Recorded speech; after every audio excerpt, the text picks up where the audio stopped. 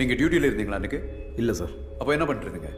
Sir நண்பரை பார்த்துட்டு வரலான்ட்டு போயிட்டு வந்துட்டு இருந்தேன் சார். நீங்கள் மட்டும் நண்பர்களை எந்த நேரத்தை வேணாலும் பார்க்கலாம், மற்றவங்க பார்த்தா தப்பு, அப்படி தானே?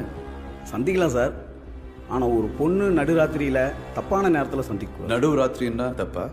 அப்படி இல்லை சார், நடுராத்திரியில் அவங்க தப்பாக நடந்துக்கிட்டதை பார்த்தேன் சார். என்ன தப்பாக நடந்தது பார்த்தீங்க? அது வந்து ஐ அப்ஜெக்ட் திஸ் கொஸ்டின். தேவையில்லாத கேள்வி கேட்டு சாட்சிகளை குழப்புறாரு.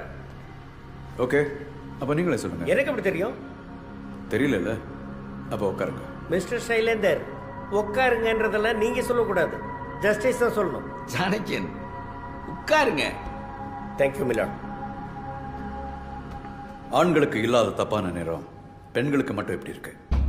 ஒரு பொண்ணு பையன் ரோட்ல நின்று பேசினா தப்பு, சேர்ந்து பைக்ல போனா தப்பு, மிட் நைட்ல பஸ் ஸ்டாண்ட்ல நிக்கிறது தப்பு, ஜோரா சிரிக்கிறது தப்பு. இதெல்லாம் தப்புன்னு எந்த சட்ட புத்தகத்தில் எழுதியிருக்கிறான? சார், வயசு பொண்ணு அந்த நேரத்தில் 5 பேர் கூட பேசிட்டு இருந்தது தப்பு இல்லையா சார்? வெயிட். இதுக்கு முன்னாடி முத்தம் கொடுத்தது பார்த்தேன்னு சொன்னீங்க, இப்போ பேசிட்டு இருந்தாங்கன்னு சொல்றீங்க. So you not sure? Confuse இருக்கா? ஸோ உங்க பார்வையில் தான் தப்பு இருக்கு. சட்டம் ஒழுங்கு சரியா இருந்தா பெண்கள் எந்த நேரத்தை வேணாலும் பாதுகாப்பாக இருக்கலாம். Your honour, what is the right time for women?